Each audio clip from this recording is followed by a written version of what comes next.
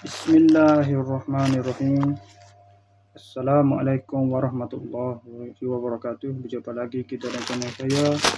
Masih hari sama juga, iaitu hari Khamis 22 Januari 2026 Masehi, bersamaan dengan 3 Syakban 1447 Hijriah. Sekarang ini tepat pukul 6 petang. Seperti biasa, video daily report kita untuk hari ini. Malam tadi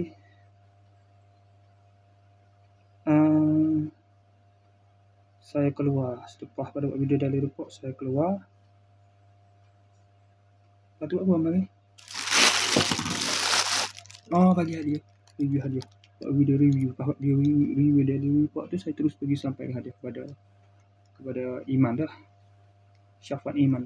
Muhammad Putra Syafwan Iman dah. Terus kepada dia dah. Lepas tu pergi singgah pada Fikri. Lepas tu singgah lepas sudah minum petang di kedai Fikri. Lepas tu saya pergi semayang maghrib di rumah kak long saya. Lepas pada tu pergi balik ke masjid untuk semayang isyak. Lepas semayang isyak pergi singgah kedai Fikri seperti biasa, minum malam. Sebelah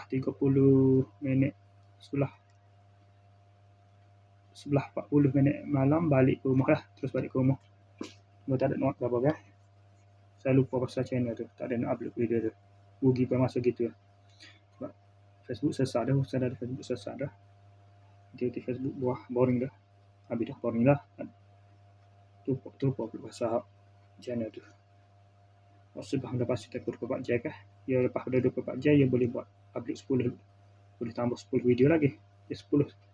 Tahap untuk 10 video. Setiap channel ada 10 video untuk di-upload pada setiap hari. Lepas pada 24 jam baru bisa upload balik. Okay.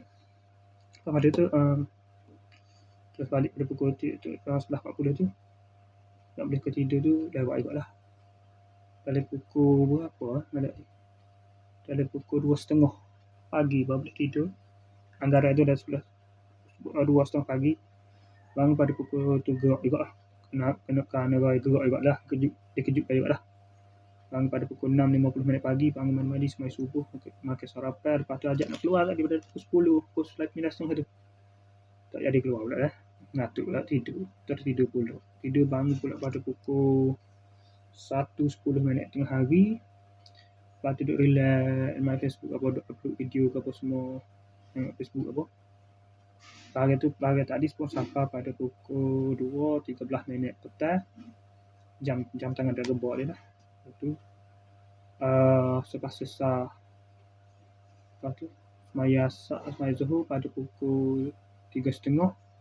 Semaya asar pada pukul 6.50 saat ni. 5.50 saat ni. Lepas pada semaya asar tu saya terus buat video ni lah. Ni bapak ni 5.8 ni dah. Terus buat video buat video review. Lepas tu pada pukul 6 tepat pukul 6 minit petang ni saya terus buat video daily report ni. Okey, so sekali itu saja untuk sesi video daily report kita untuk hari ni. Assalamualaikum, jumpa lagi. Bye.